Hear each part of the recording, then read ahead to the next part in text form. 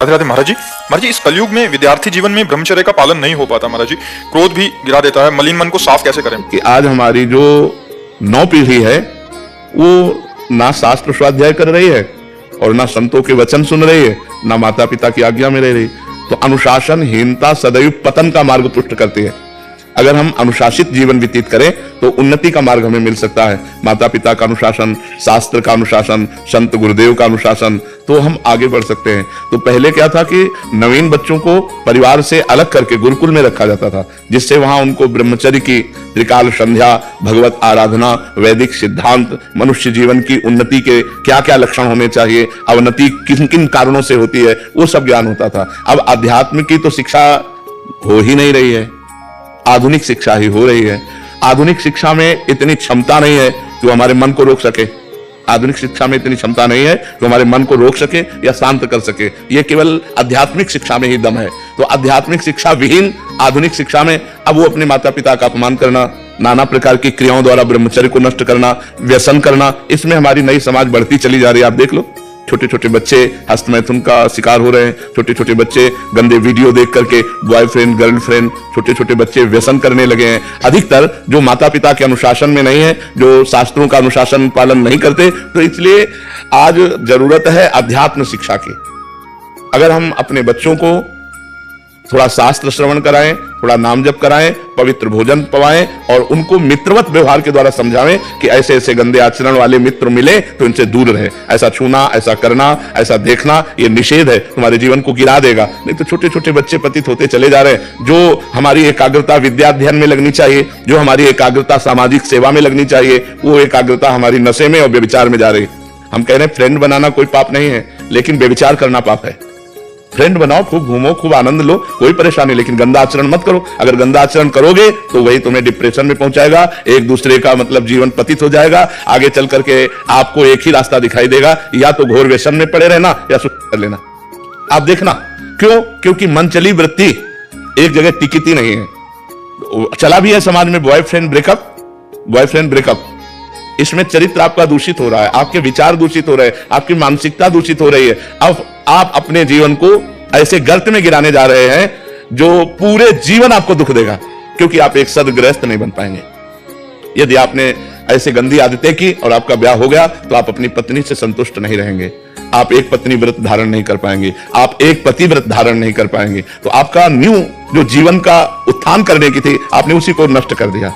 इसलिए हमारी बच्चों से प्रार्थना है कि गंदी बात से बचो। दोस्ती में हम कहते हैं कि दोस्ती हजारों से कर लो, हजारों से दोस्त। हम तो कहते हैं शत्रु किसी को बनाओ ही मत, पूरे विश्व को मित्र बनाओ। मित्र बनाने में कोई बात नहीं, लेकिन गलत आचरण मत करो, गंदा व्यवहार मत करो। जब तक ब्याह ना हो जाए तब तक ब्रह्मचर्य का पालन करो, माता पिता की आज्ञा में रहो, ऐसे बिल्कुल गंदे आचरण नहीं।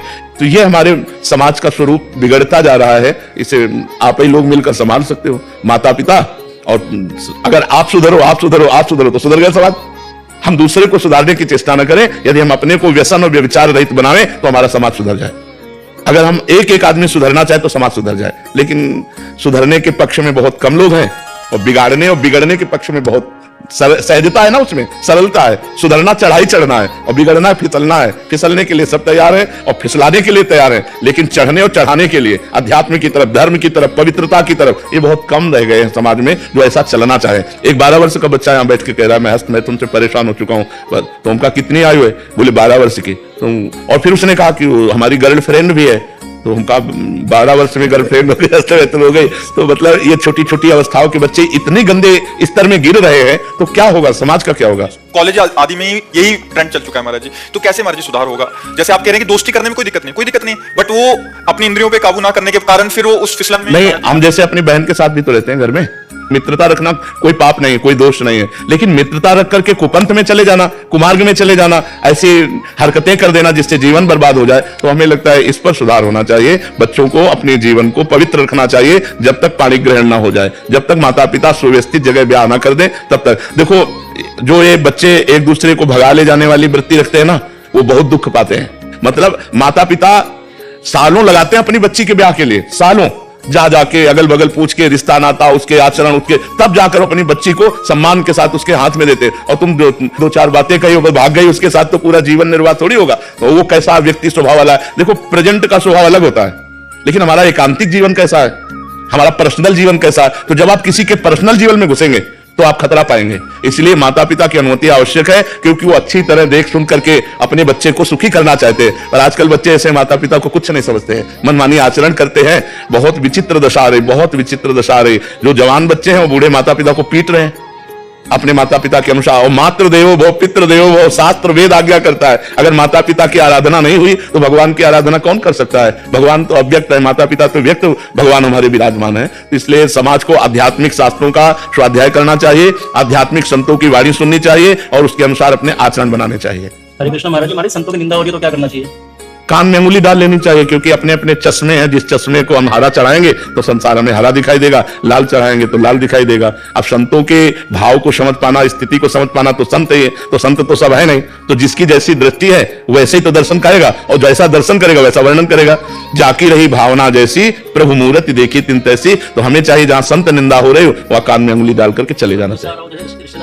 नहीं नहीं, बिल्कुल लड़ाई नहीं करनी चाहिए। सत्संगी को ऐसा होना चाहिए कि जैसे किसी की निंदा कर रहे हैं तो कान में अंगुली डाले, चल दे, पागल आदमी है। अगर आप लड़ाई किए तो आप में और उसमें अंतर क्या रह गया? वो निंदा कर रहा है, आप उसे मार रहे हैं, तो बात तो हो गई एक ही। वो निंदा कर रहा है, आप क्रोध कर रहे हैं, तो दोनों दोषी हो गए। वो निंदा कर रहा है, आप कान में अंगुली डालिए और वहां से चल दीजिए। वो उसकी मति है, सुनने से हमारा मन दुखी होगा, इसलिए हम सुनेंगे नहीं।